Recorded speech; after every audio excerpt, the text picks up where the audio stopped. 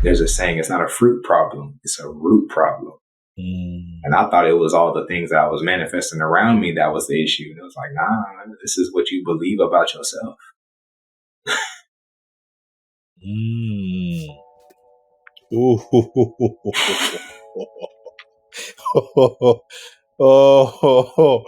Oh, yes.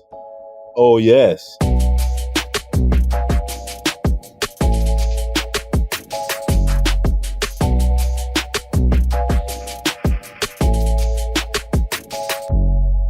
My name is Ashanti, and welcome to the Taking Off the Mask podcast, where men get real. Men of all ages and backgrounds come to this space to talk about these masks we wear. The front of the mask are the things that we gladly let the world see, and the back of the masks are the thing that we don't talk much about. Today, sharing his mask is Trevor Taylor. Trevor is a yoga instructor. He's a thought leader. He's a content creator.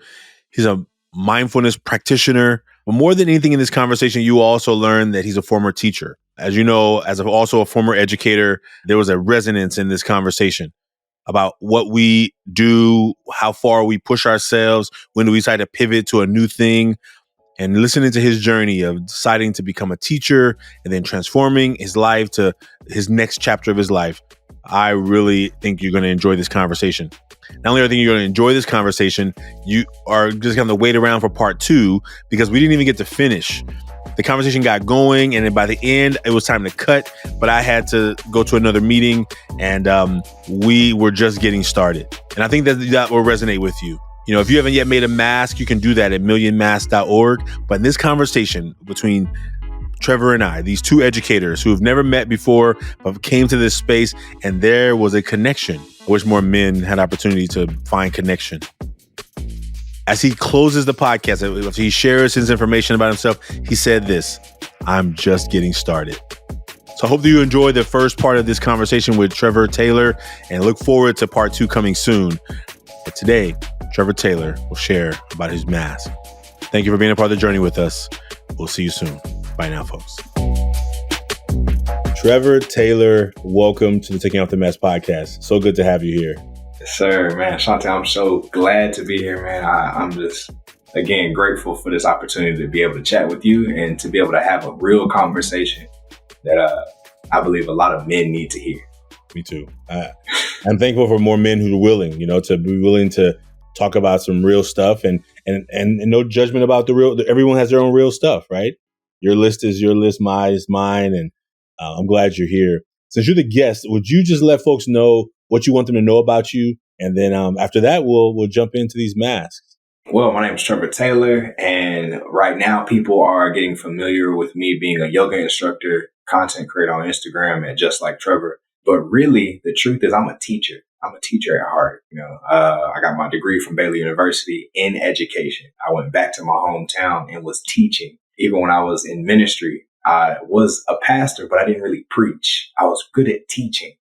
Now stepping into this realm as a yoga teacher, I'm really just tying everything together. I'm like, I just love helping people navigate their body, but then also tying the philosophy so that they realize what you explore in your body is also what you can explore in the world. So that's me, man. I'm a philosopher at heart. I'm a teacher. I love to help people just make connections for themselves rather than me being the one to do it for them. Fantastic. I definitely will ask you more about the teaching part later because I think that sounds, it resonates big time. And a preacher. I'm the grandson of a preacher.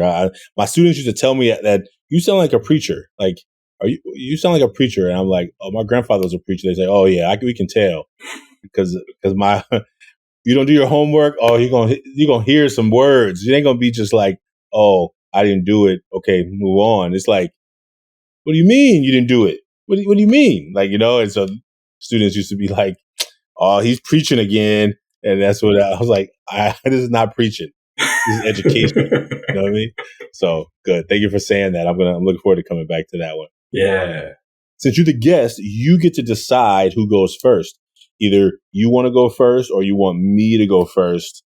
And whatever you choose is works. Man, I want to let you start. This is the space that you hold. So let me get a feel for how things go, and then we'll just keep passing it back and forth. I think this will be really easy and organic for us. Okay. Okay. All right. So I've always tried to like be as much present in the moment, like what I'm gonna write. But these are the three that showed up today, and here's my mask. So this is the mask. I've been working on this new mask that I've been playing around with. This one has no color. This is just grayscale today, but that's the mask. And the three words I got today are passion, caring, and driven. And I think my mind is like 2024 is only the second mask I've made this year. It's like, what mask did I used to make? It's actually, my brain couldn't even lock into, like, I had this mask I've made, I've made them these hundreds of times, but like, these are fairly newer words. I think purpose is one I usually write, but passion, caring, and driven are really driving me today. Like, I think when I think about, let's talk about caring. I mean, caring and passion is really powerful, but it's also, I'm not sure. I'm sure what I want to land on today. I'm feeling like that word is like, yesterday was MLK Jr. Day, and I had the day off officially, but I accepted some responsibilities that had me kind of in the office most of the day, and I was like frustrated with myself. I was like frustrated with myself about not like taking the day off, because I think because I was supposed to take the day off and I needed some rest, but I think sometimes I let my drive to help, to be the helper, to be the caring person, to be passionate leader. Sometimes I may do it to sometimes a disservice to myself. Not a disservice to myself, but it's almost like, how can you be doing something good that's also bad, right? Like, yeah, having an Oreo, it'd be okay, but Ashanti can't have an Oreo. If the package is open, we need to finish the row. You just can't leave a row At least one. empty. You know what I mean? And don't even go there. Don't even go there. That's horrible. Yes, at least one. Sadly, I've been known to be numbing and just trying to like numb whatever I don't want to feel, and go to this joy of dipping and like just, and I look up and I'm like, what did you just do? Like, what did you just do to yourself? What did you just do? Right? In a moment of like, of just numbing. And I think that was yesterday. I was thinking about that as I left the office. I was like, why did I do that? And I think I know why. I think deep down, this work matters to me. Like, I don't think that when you think about Martin Luther King Jr. Day, he didn't take off of Martin Luther King Jr. Day to rest. Now, I'm sure he definitely had to have some days of rest in the hard work he was doing, but he gave his life for others. And I think, I'm not trying to, please don't think I'm trying to claim that I'm being MLK Jr. by working on his day off, but I am trying to make our community better. And sometimes it means that Monday will look like Saturday, will look like Friday, will look like Tuesday, like holidays, winter, like it all looks the same because the work doesn't stop, So that's what's driving me today. And I'll stop there. That's the front of my mask. That's good. I knew I was right to have you start. Came in with the momentum, man. Yes. Thank you for that. And yeah, yesterday was MLK Day, and that day I was real passionate too. I went into my yoga class yesterday and I was turned up, and I almost feel bad for the class because they're not as diverse as us, but I didn't care. I let them have it. And I think that really does help segue into my mask. I'll kind of go for the halfway over here. So, this joyful smile here, I wanted to show that because a lot of people are getting an understanding, like me and joy, right? That is, these two go hand in hand. And that was the first word I put, was joyful. It's easy for me to express joyfulness. My mom taught me how to smile very early on in pre-K. She realized that if I said my, at the time, girlfriend, right? I'm 4 years old. My girlfriend, Carmen got me to smile. She was like, I like that smile. Just say Carmen. I was like, cool, I can do that. And I realized how contagious my smile was to others. And I was like, okay, this is a superpower. And I love being able to share that. The next word I have is disciplined. And that is something I've started to adopt in this year, maybe in the past 2 or 3 months, where I started to realize that I am disciplined, but I haven't always been disciplined for the right reasons. Sometimes we can get into that, that was my discipline now is driven by my purpose rather than my fear of something else or my lack of something else. And the next word I put is articulate, something I've heard quite often as I was coming up, especially in high school, but understanding that the power of my voice has the ability to change lives. However, it's not something that I've always felt comfortable sharing because I felt like I was taking up too much space. When people have placed a person on a pedestal for a long, vast majority of their life, it can be hard to feel like you got to always wear that crown, and it doesn't allow me to feel human. So then I started to bite my tongue because I felt if I do speak up, people will realize that I have a gift and they'll want me to use that. And I'm not comfortable with my gift yet. So for me, these three words, joyful, disciplined, and articulate, it kind of gave me this sense of balance. And that's why even in that picture of the mask, there's a smile, but the eyes are still open. It's not overly joyful and carried off by the pleasure of it. It's just, I understand I still got to keep my eyes on what's happening, but I'm really grateful for where I'm at. I'm joyful for this experience, for the moment that I'm in, the life that I'm living, and I understand that discipline is what's going to continue to keep me in this state of joyfulness. I can't get caught up in just the moment of joy and then be attached to this moment. I have to understand that this moment can be continuous, but this moment, this feeling is also fleeting. So what is it that keeps me disciplined? What is it that keeps me on my path of using my gift of articulation to share the truth? I have a question, but maybe I'll do it after you do the back, but I want to come back to it. I would like to just understand maybe why do you feel at that time, whenever that was, or whatever that season was, that you weren't comfortable with your gift? What was, so maybe we'll come back to that. It'll put it on the board, right? Yeah. Yeah. So thank you. Thank you for sharing that, man. I appreciate that. And it resonates a lot. And so, I'm going to get to the back and maybe this will, after we round this out. So, the back is these things that we don't talk much about. It's always awkward because I feel like I'm doing the show with people. Like I've talked about the back a lot, but these are things on a regular basis. If I'm not in this front of this screen with this setup, like I'm not really talking about these things, right? So it's kind of like, even though it feels like I'm talking about it many times, it's only in a very spatial right here setting that I usually let them out. So here are the three that I chose for today: worry, fear, and grief.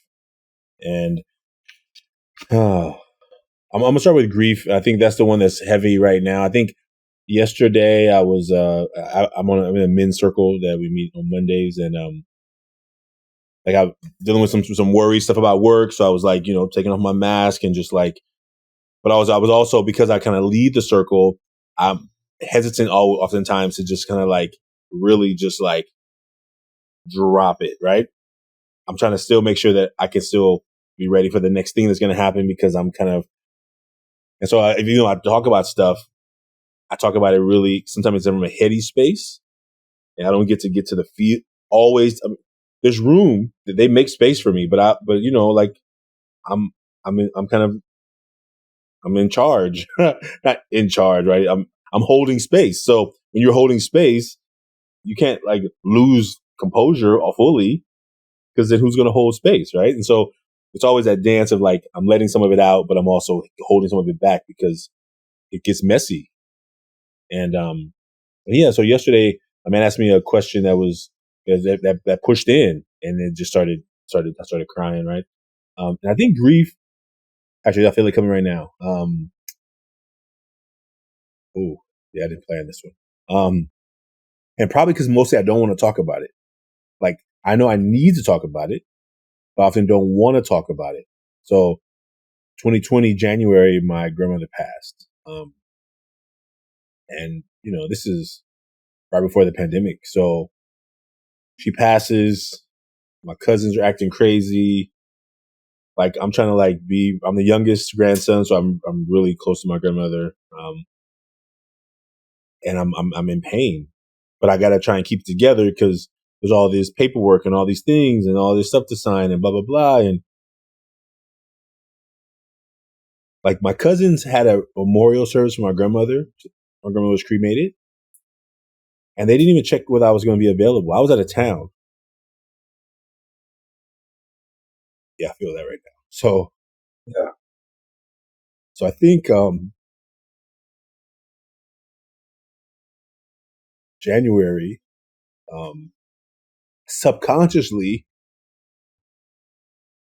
brings back this grief, this kind of emptiness. Like my cousins were tripping. They were acting crazy. Like I don't even know where the urn is. I don't even know where, like, it was like and I was so mad about it that I was like trying not to like act crazy like they were acting and I'm trying to be a little bit more responsible, but I was hurt, but it was coming out. It wanted to come out as anger, but more than anything, I just wanted to cry about it. And so I think grief, today's the 16th. So it's coming up. It's coming up. And so I think it's been like in the back waiting. Ashanti, you can't talk about this stuff and then you don't do it. You don't practice it. I don't practice it. I'm talking about other stuff. But there's this thing that you're just not dealing with. Like it's in there waiting for you. You loved her. And you tried to pretend like you couldn't display it because you didn't have people there who you could display it with. So you just tried to be the bigger man and be the tougher and to be the most calm head. And yet deep down, your heart was breaking. And so I think this year is probably the year where I know that I'm going to have to do some more work around it. I think last year I tried and it didn't come to the surface. But I think this year is like saying, you got to do the work, right? You get like encourage people to not take off their masks if you're not going to be willing fully to do it as well, right? And I think those are part of my work. So anyway, I think grief is enough to talk about right now, but that's the one that I feel is behind the math. Worry and grief, fear is also connected, but this one is the one that I think is asking me to give it some attention. And so this week, I need to give it some attention and not continue pretending like I'm not behind the scenes, just silently grieving, So yeah, I'll stop there. Thank you for that, bro. That's real, and I could hear it. I could see it, that it's still fresh. Like the wound hasn't completely healed. As a matter of fact, it's been covered for so long that it's still real tender. We just tried to put a shield on the top of it. And I resonate with that, especially with the loss of grandmothers. It was June of 2020 that I lost my second grandmother. And it was this was my dad's mom. And at her funeral, I got the opportunity to speak. I did her eulogy. However, that was the second grandmother's eulogy I had done. I did my mom's mom too, and being the baby of bigger families, but them seeing I was the pastor, they were like, yeah, you got it, Trev. The first one, I was 19. I was like, bro, I don't even feel like I got enough time to hurt and heal. Like, y'all just throwing me in the wolves. So I had a little resentment, and I too had to put on that mask of like, okay, I got it. I'm calm. I'm cool. I'm collected because I got to hold space for my family. I can't be up here on the mic crying and boo-hooing. I got to be articulate. I got to make sure that they feel empowered, and I got to allow myself to be used for their comfort. But then who comforts me?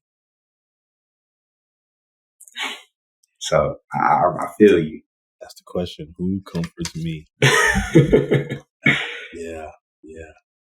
This is this is a good day for us to talk about these things. The 3 words I put down.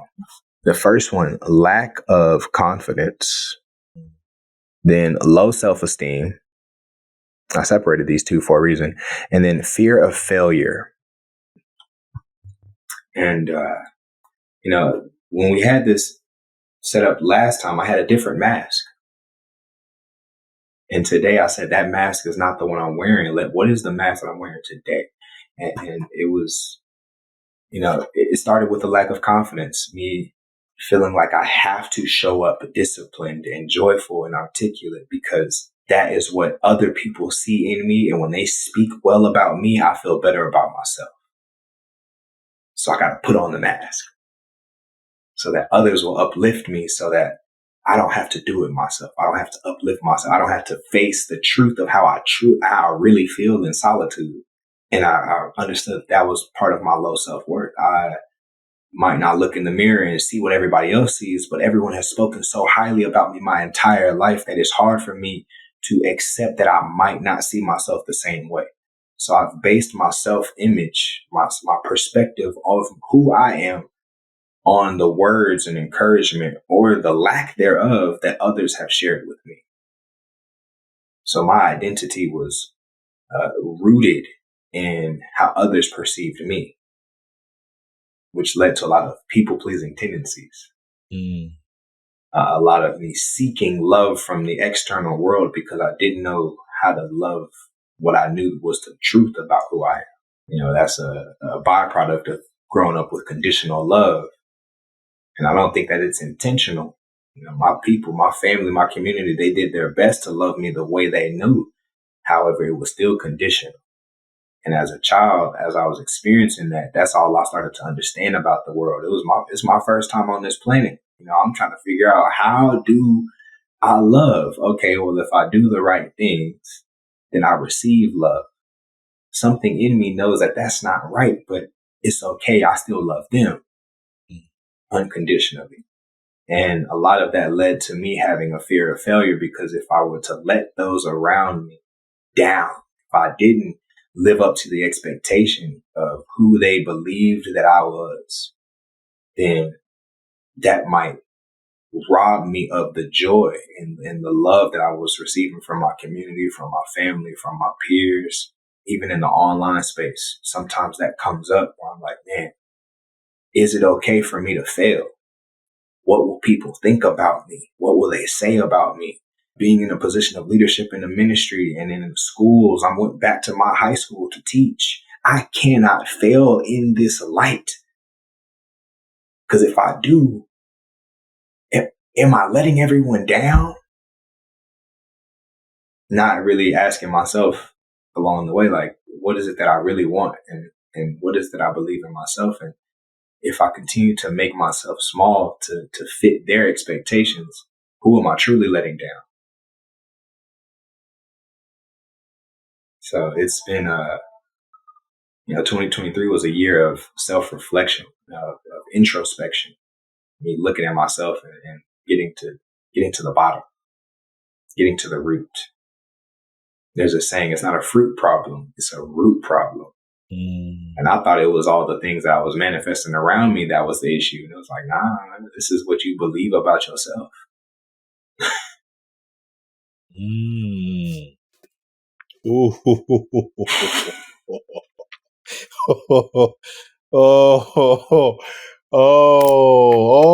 Yes. Oh, yes. Yeah. That's powerful.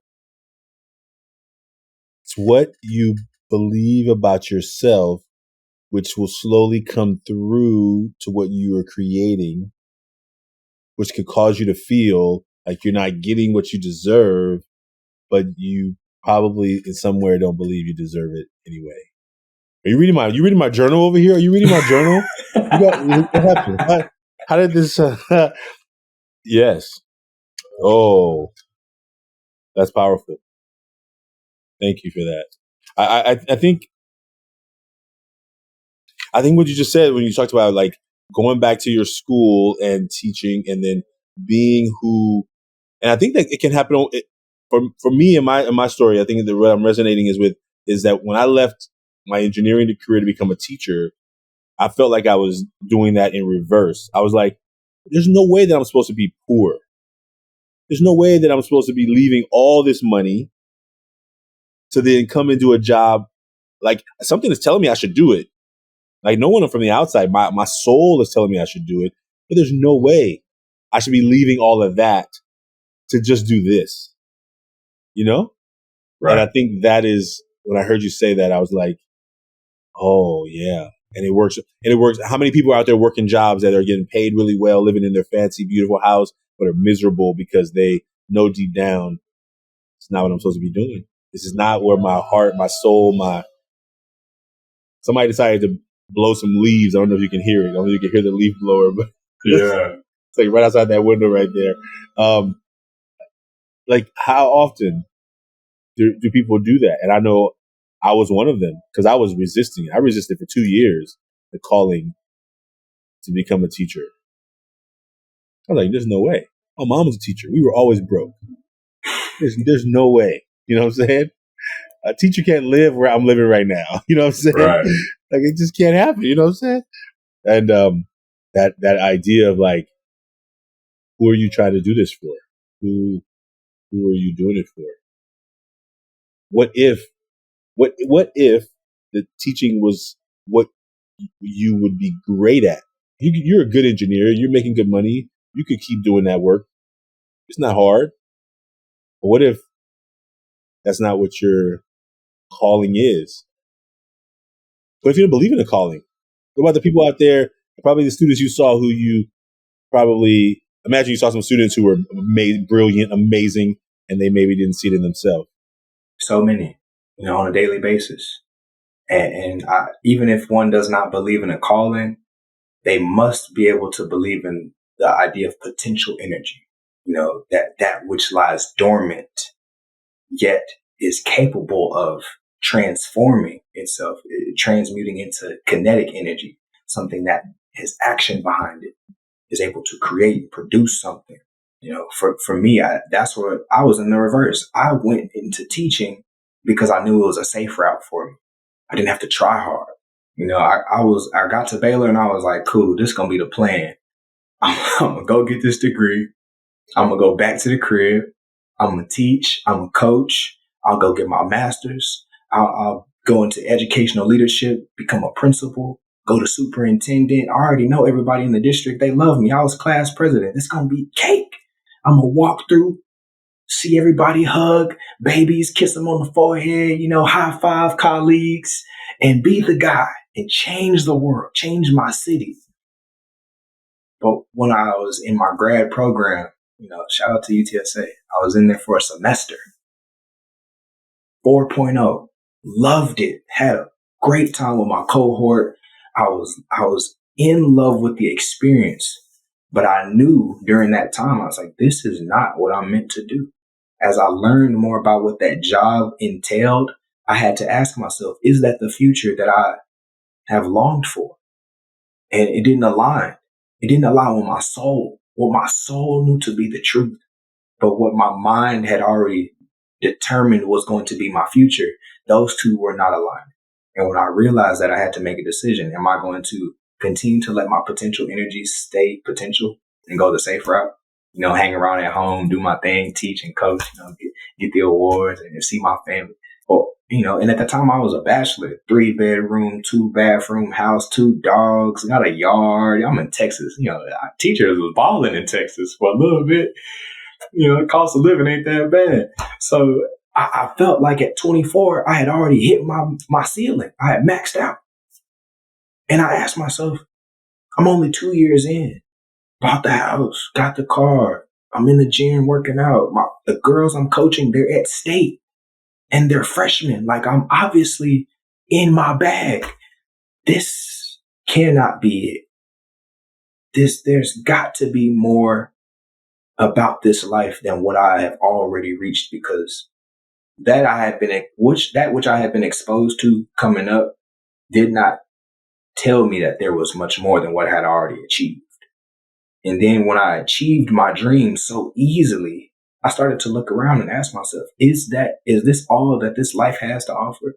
Yeah, I'm traveling and I got a little check and got the car. And it feels good. I'm popular around the city. I'm DJing too. So I'm in the night scene. I'm at the school. The kids love me. I'm doing homecomings, prom. I'm everywhere doing everything.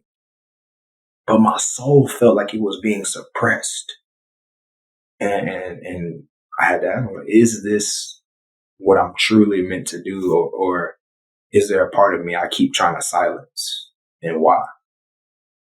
I'm glad you let yourself ask those questions. I imagine you probably experienced some educators who felt like they were not present, but they showed up every day, and you're just like, do you even like this job? Do you really want to be like you?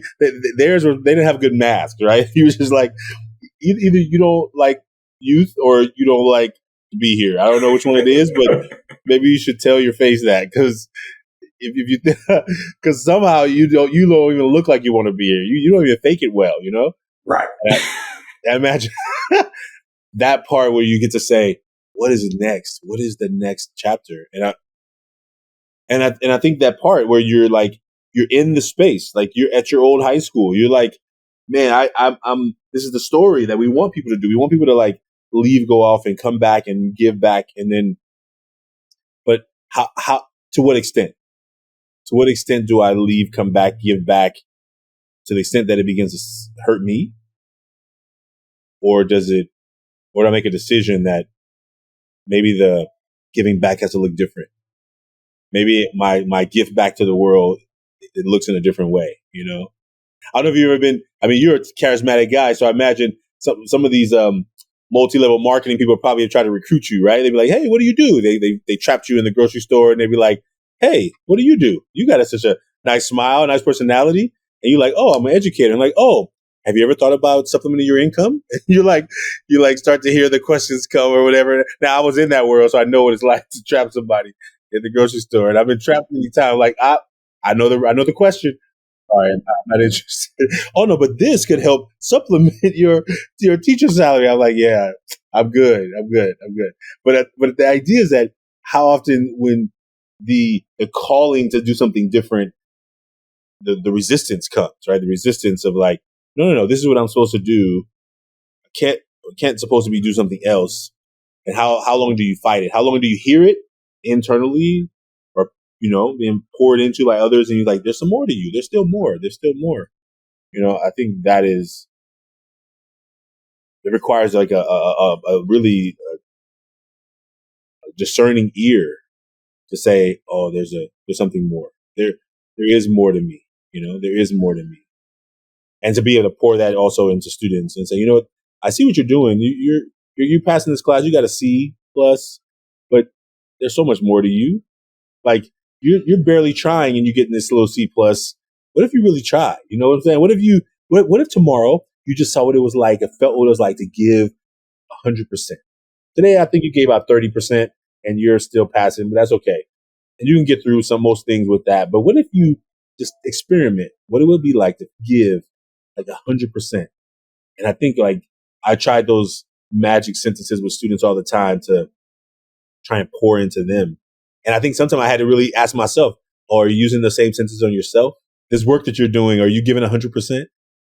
Like, I'm working hard. I'm doing great at this job. No, that's not the question. Are you doing great at the job? The question is, are you giving 100%? If you're showing up giving 50% and you're still doing great, maybe you're just not in a tough enough environment to really help you grow, And the beautiful thing about the idea of growth, this concept, shout out to my yoga teachers. They taught me this in yoga teacher training. There's 3 levels to it. You have your comfort zone, small space, right? It might expand eventually, but it's a comfort zone. And right outside that comfort zone is your growth zone. But then right outside the growth zone is your overwhelm zone. And many of us go from comfort and we try to make the big leap because we're just going to shoot for the stars. Maybe not a lot of planning behind it, but we're just going to say, like, I'm just going to go for it because somebody said, try it. I've been putting in 30%. Today I'm going for 100. Tried 100. Way too much. I'm overwhelmed. I'm stressed. I don't have the toolkit to actually navigate this realm. I'm going to go back to my comfort zone. And now fear has been instilled in my heart because when I tried to give it my all, I didn't know what to do. And it takes us back and we're like, you know what? That was scary. Maybe I don't want to try that again. I'm going to stay in my comfort zone. And I respect people who do that.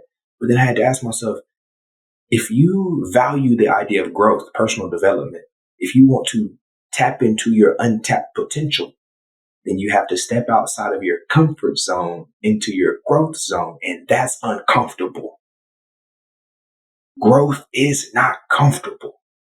Evolution is not if we had to think about the evolution of mankind, the reason that we as human beings have evolved so much is because we were faced with so many challenges that were literally life or death. Our ancestors had to fight for their lives, not against one another, but against Mother Nature. By the time they finally got to a point where they didn't have to fight for survival, they started to develop a conscious awareness and they began to evolve at a rapid pace. But then we got comfortable as a people. We got the internet, we got a dishwasher, we got automated cars. We ain't even doing it. We chilling. So now the challenge to evolve is up to the individual. But that means the individual has to be willing to be uncomfortable. And why be uncomfortable if I've worked so hard to just be comfortable, especially if I watched my family be uncomfortable for so long? Oh, man. When you said that part about, like, I got to be willing to be uncomfortable, it reminded me of, like, when I would go talk to students and I would say, some of you in this room probably have had $1 billion idea, but you spend a lot of time with some dream stealers. So you had an idea and you told your dream stealing friends your idea, and they're like, man, that's stupid. No one's ever going to do that. No one ever cares about that. No one wants that. And you then began to lose your own belief in your own self. And I said, you imagine the guys who created Instagram. It was like share pictures. Like, there's already plenty of apps to share pictures. Why would they create a new thing to share pictures, right? But they didn't listen to the people who were like, oh, there's already Pixely or blah, blah, blah, whatever the things were out at the time, right? And imagine that after a year, somebody tried to buy it for $1 billion because it was so amazing. And it got better and better. They said, no, we're not going to sell it, we're good, thank you. And they held on to it, right? I think or maybe they did. Actually, I don't remember the story about that. I don't really care. But the concept is, how often do we like give our dreams up because we're like, well, somebody else is already doing it. Somebody else has already done it. No one's going to care about it. And we may have people around us who confirm what you just said about the roots. If deep in the roots, I believe that I'm not supposed to have it, that I can't do it, then when somebody says I can't, it just confirms what I've already believed, and it's easy to just let it go. Yeah. And I'm that man. So I know what it's like to not to even be trying to believe in yourself. And then all of a sudden somebody says something, you're like, all right, well, let's change it. Okay, we'll just change it. We'll go for the lesser goal because I think we could do that. I think that's more doable than this big, audacious, hairy goal that I'm putting out there that people are scared of, Yeah. I believe if you try to put together a plan and you can see exactly how to get to your goal, you're not thinking big enough. Because the version of you today can do exactly what you're planning on doing in the future. So that doesn't even require growth. You'd be like, man, I can do that right now. Okay, well, what's going to challenge you? And see what version of you begins to rise up when you have set a goal for yourself that today's version can't actually obtain. Because even if I don't get to that goal, I will have become a much better, stronger, wiser, clearer version of myself. And that is all worth it. What was it? What was it for you that let you make the leap? Like when you were there teaching, what was it? What was the moment, the catalyst that said, make the move? Like you said it was a calling, and then what was it that it was finally like, okay, I got to do it? Was there a moment? There were a few moments.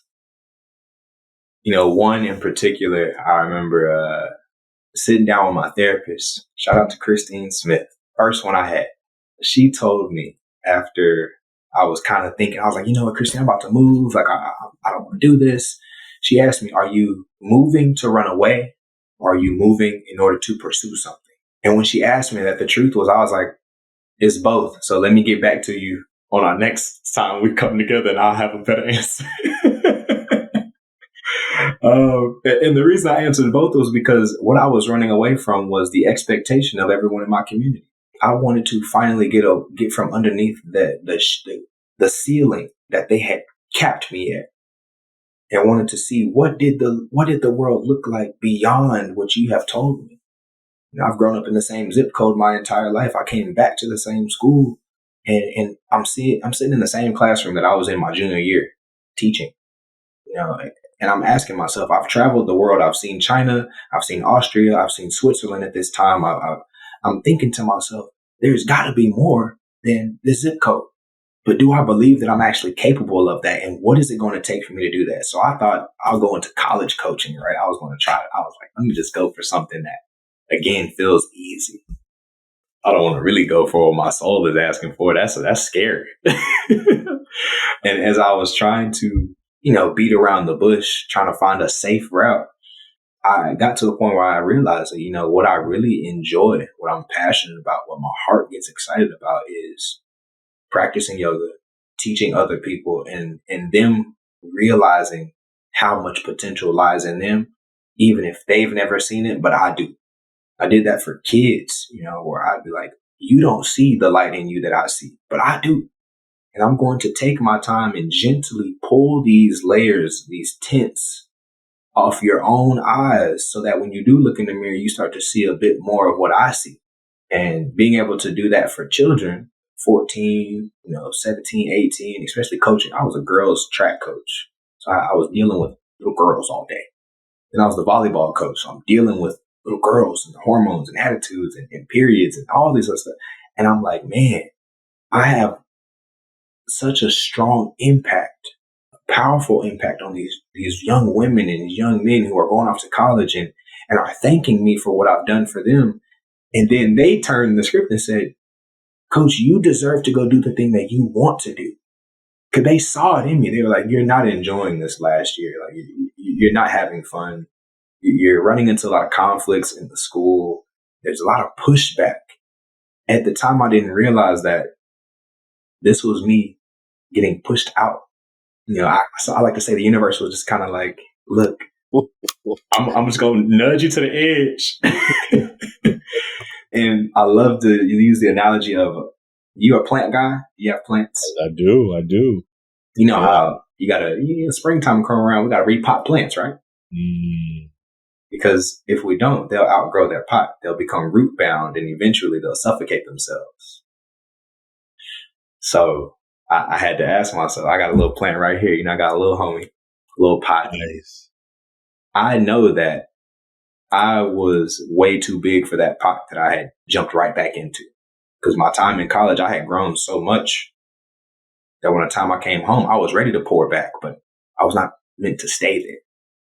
But it was hard because I had put myself back in the pot that I was so accustomed to that I thought to just trim my own leaves and make myself small so that others could be comfortable. It was then I said, I have outgrown the pot. I need to allow myself to go into a new space and be willing to endure the shock that comes with it. Because the plant will endure shock when it goes into that new pot. It's a test. Leaves gonna fall, they gonna wilt. It's gonna look a little shaky at sometimes. You like, I don't know if this plant gonna make it. Did I mess up?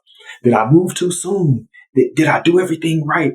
And I just knew in due time, I would, that plant myself, right? I would set new roots and the work would go in the opposite direction. Instead of trying to grow a new leaf, I had to grow new roots, establish myself, get stable first, figure it out who I am in this new space that is so unfamiliar to me so that I can then decide what direction do I want to grow in rather than what direction have I been guided by everyone else who was planted around me in the same soil. And it was hard. It still has some difficulties when I look back at family and friends. I'm like, man, I want y'all to get out the pot. But I also know how scary it was for me, and I understand why they don't. I'm like, hey, this is growth ain't easy. Growth ain't easy. Oh man. And as an educator, when you see young people who you support to replant themselves into better soil, into an opportunity to grow. And then sometimes they will just choose to be like, you know what, I'm going back. I'm going to go back. Yeah, I gotta cut off actually some of these roots too, so I can go back into that other pot. Right. And now with our world that we get to live in, we have these devices. So you sometimes can peek into the root system and look, and you're like, oh my goodness, and as a person who is there to be a mentor and I'm not living your life for you. I just have to watch. I have to just watch and just hope that those nutrients that were provided earlier will somehow take root again, or that will give you the strength to unroot again from those things. And you watch it. I've seen it, and you just hold on, because we also know that sometimes you wait too late. You wait too late, or you wait till there's a catastrophic. We're using plants as an analogy, right? But we're talking about these lives, right? These lives of people who then have other lives, and then have kids, and then are trying to squeeze their kids into the pot that they're in, and knowing that it doesn't really fit. They're feeling like they're already suffocating, right? That they're beyond root bound, Oh man. Okay, so here's what I do know. There is something that has happened in this space that we can't finish in this one episode.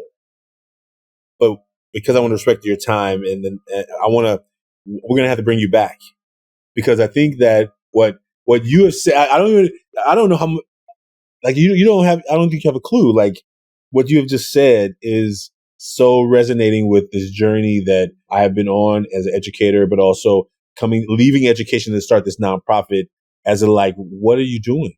Like, are you crazy? Like you had a guaranteed job, and now you're going to a thing where you hope there's a check coming somewhere. Like I'm saying, there's a whole other world. Like what? Why are you doing this to yourself? Like, you know what I'm saying? Like, are you going backwards? Are you actually sometimes it feels like you just stuffed yourself into something that doesn't work, right? And maybe it's that part of that new rooting that's like, is it working?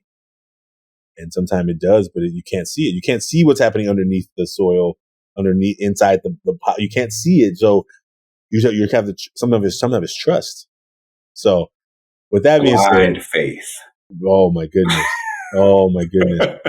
So here's what I want to do. Okay. And we've never done this before, but this is how we're going to do it. I want you to tell folks how they can find you, see you, learn about what you're doing, follow you. And what we need to do is we need to figure out how we're going to get you back for a part 2, like soon, so that we can continue. Because I think I just looked up and it was like, what the heck? How did the time just go? So here's what we'll do. Is there anything you want to say? Because I know we're not finished, right? I feel like even awkward even stopping, but we have to. So, like, what happened? Part 2 coming soon. It's coming soon. It's coming real soon. Okay. So let's do this. Anything else that you want to say as you close out, as you think about maybe those young people who are out there, or anyone else that you want to offer them in this context? And then I want you to let me know how they can follow you and whatever. And then we're just going to reschedule a new opportunity to connect. Like I don't think I've had this happen before, where I'm like trying to stop and go at the same time. You know what I mean? So what is the last thing you want to say to folks out there? I mean, man, you really offered a beautiful words today. Oh man, I appreciate that. Final words for part 1. In this journey of discovering who you truly are, and deciding how you will define yourself beyond the limitations that your community, that your friends, that your family may have placed on you, it starts with self-awareness. And I believe the first thing you can do, and the best thing you can do in order to build up a sense of self-awareness, is to study yourself. Ask yourself questions, even if you're afraid of the true answer that might come up. Because as you become more aware of your truth, it's harder to suppress. And it makes it a little easier to have an idea of what you're going toward, rather than just knowing what you're running away from. That was connected to that question that you were asked, right? What are you running from something? Are you running away from something, or are you moving closer to something? Yeah. Let folks know how they can follow you in the meantime, in between time, and we're gonna have you back to figure out how we're gonna get a part 2 in here soon. Before this winter is over, hopefully before this month is over, but we'll figure out schedules. But let's get you in here and tell folks where they can learn from what you're doing out in the world. Yeah, man. Find me on Instagram at just like Trevor. You will find that I am the same person on the microphone, on the webcam, in person, on camera. Yoga is my preferred method of movement, but it's truly the philosophy and putting the philosophy into practice that I'm all about. So if anyone is interested in even trying yoga, if it's your first time, if you're an experienced practitioner, I have some on-demand classes at Sun Soul, SOLE, like the sole of your foot, Sun and Soul Sanctuary. That is on Instagram. You can find everything. The link in my bio will point you in the direction of all the things I have to offer, all the teachings, the ebooks, the simple gifts of guidance that I have to offer. But truth be told, like, I'm just getting started. And so are you, and we all are. This journey is long from done. There is so much potential still within us, and I know that in myself. So follow me now, because who knows where I'll be in 2 months, 2 years, 2 decades, and I want to continue to allow my light to be seen by everyone so that they can see what growth looks like in practice, because I haven't always been where I am today, and I will not always be where I am today. Folks, I know you probably still want to hear more from him. I do too. So if I didn't book myself back to back to back, we would have keep going. But I made a promise to get this man out of here at a certain time. So listen, I will put all the information in the show notes. Like, stay connected, and we will have him back here again in the Taking Off the Mask podcast. This is an educator who has now taken his work to the next level. And as you know, the work of what we're trying to do in Ever Forward is help educators find their true passion and purpose in life. So this man has already done it, and let's continue this conversation. Brother, I want to appreciate you for making time today. You have filled my soul, and I'm looking forward to our next chance to connect. Yes, man. It has been a beautiful time talking with you. Iron sharpens iron. And hearing your story has allowed me to feel more affirmed in what I'm doing and what I'm going through. I know I'm not alone. Folks, Trevor and I, we share our masks here publicly, but you don't have to share yours publicly. You can go to millionmask.org, share it privately, anonymously, and hopefully after you do that, you will realize that, oh, wow, there is more to me. There's more to you than people can see. Brother Trevor, it's been a pleasure having this first conversation with you. Looking forward to more, brother. Soon. Yes, sir. Till next time. Till next time, brother. The Taking Off the Mask podcast is produced by Ryan Louie and graphics by Kelly Wong. Guests are managed by Dan Paloma, and the podcast is edited by Samuel Matingo. We'd like to thank everyone who's been a part of the creation of this podcast, and for every guest that has been a part of the show, you are now a part of the Taking Off the Mask family. The Taking Off the Mask podcast is brought to you by the Ever Forward Club, and if you like what you've heard today, please subscribe, write a 5-star review, and share this with someone. We look forward to having more conversations that matter, and please remember, there's more to you than anybody can see by just looking at you.